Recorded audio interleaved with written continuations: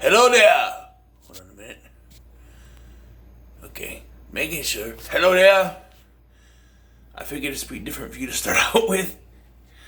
Welcome to the review for Sharknado 5 Global Swarming. Let's go. Let's go.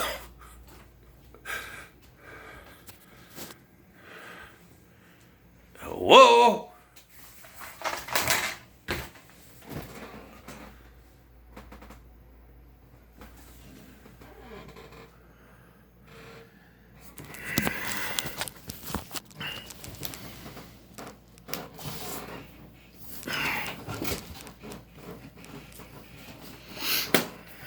Okay, so we're continuing Sharknado franchise with Sharknado 5 Global Swarming. And, well,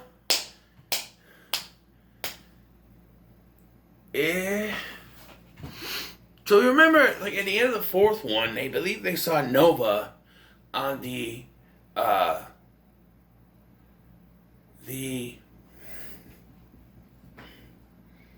Leaning Tower, but in Paris. What's it called?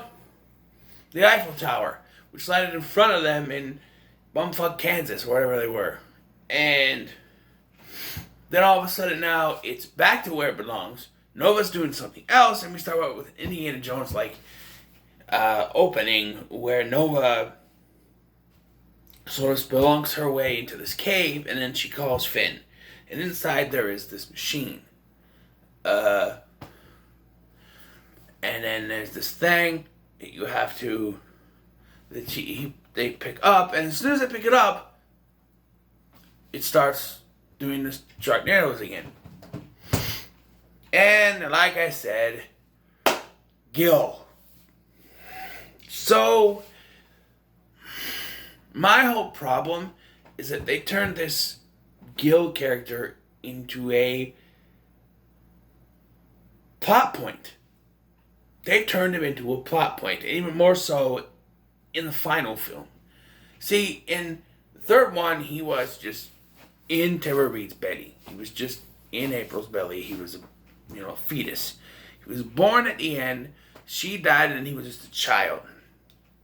Now, they've just decided to take this character and make him a plot point because they put this hat on him, and then this little thing attaches to his head, or whatever. This thing, his helmet on him or whatever, that he gets sucked into a Sharknado. And now they have to go around the world following this Sharknado to try to save him. The whole film is about trying to save Gil. And what doesn't work is that they never actually fucking save him.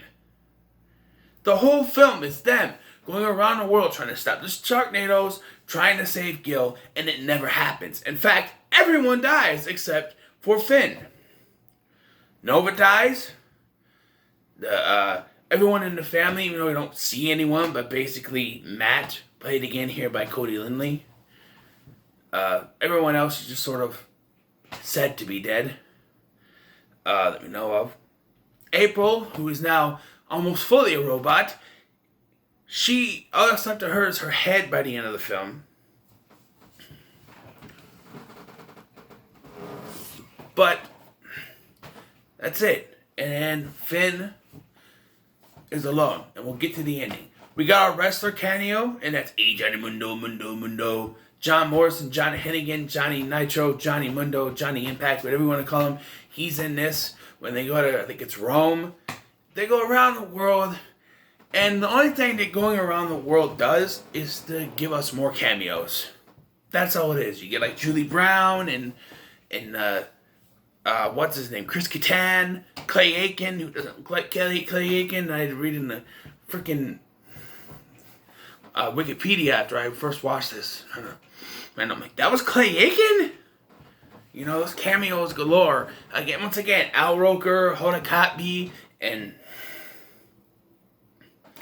Kathy Lee Gifford. They're there. Why? I don't know. This,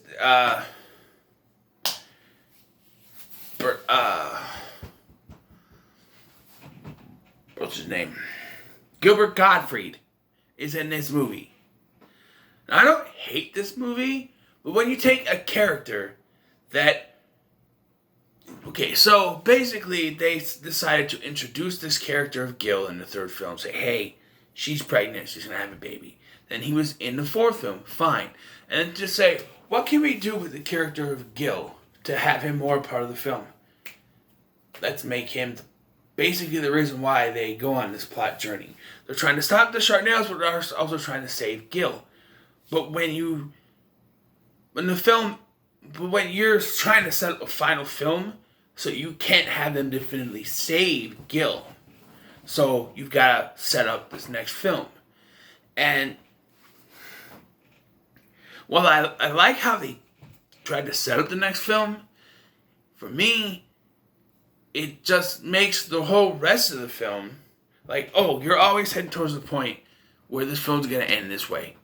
So the whole thing that you make the whole plot about trying to save this kid means nothing because you're going towards this end of the film where they were never going to save him to begin with. They had the thing they found. They find out that you have to break the little piece off and put it in to stop the Sharknado. It doesn't stop the Sharknado. And by the end of the film, the whole planet's like destroyed. Everything is ruined. Finn's the only one left, apparently. And then you hear this, and here comes this Jeep, which is a time machine. Inside is Dolph Lundgren. And Dolph Lundgren tells Finn, I'm Gil from the future. Gil of the future. Stuck in a Sharknado and didn't know where he would land. Gil of the future. He's a 22nd century man. I don't know. I just thought of that, by the way. But yeah, and then it takes some convincing, and he says, hey, we have to, time travel. And then movie ends. We do get a thing at the end of the film, after the credits, in memory of John Hurd, because he had passed away before this film came out. So there's that. But hey, I'm not for you, darling.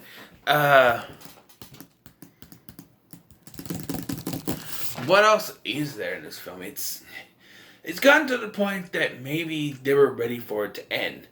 But to, like I said, make Gil the plot point that he was and not follow through on that by just saying, oh no, we're going to carry this into the next one. And then it gets even more stupid in the next one, in the final one. Believe me this, it does. All in all, Sharknado 5, Global Swarming, it's alright. It's not, for me, it's better than the second one. And I think that's because, like, they know what they are now. Like, they're fully into parody with this. Whereas the second one was still trying to be serious, even though they were still doing parody. Here, it's very much parody. Even though they are trying to be serious, they know what they're trying to be here. They know what they are. So they're not trying to meld it so much where it doesn't work. Where here, it does work. Another thing I want to say is that Tara Reid currently is 44 years old. In this film, she looks like she's fucking 60. I know smoking does a lot to your body. And I know she's had plastic surgery. But come on. I'm sitting there watching this and like, how old is she? Like 50, 55-ish. I look it up. 44. Bullshit. She looks like she should be in her 50s, maybe 60 the way she looks in there. And I know smoking takes years off your life. And I know that plastic surgery can fuck up your face. Look what it did to Anna Faris after a while. And there's a great instance in this where you have Masaya Lucia. She has a cameo. And what the fuck happened to her face? She's like... I'm like, oh, honey, you were gorgeous the way you were. Why you gotta be... Why? Why do women do that? Why do women have to... They look fine the way they are, but then they have to fix their face and... I'm smiling. Can you tell? No? Really annoys me how you have these beautiful women who think that they have to, because they're getting older, they have to do something with their faces. And they go from looking all, dude.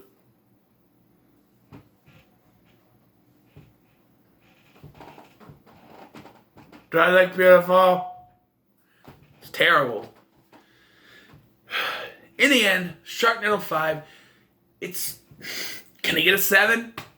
I'm sorry. But I can't get any lower than...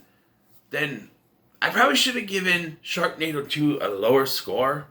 But as these are, they're not meant to be high quality films. So I'm going to give it a 7. So what are your thoughts on Sharknado 5 Global Swarming?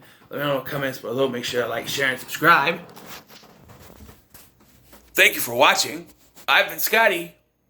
I'll see you in the next one. Woohoo!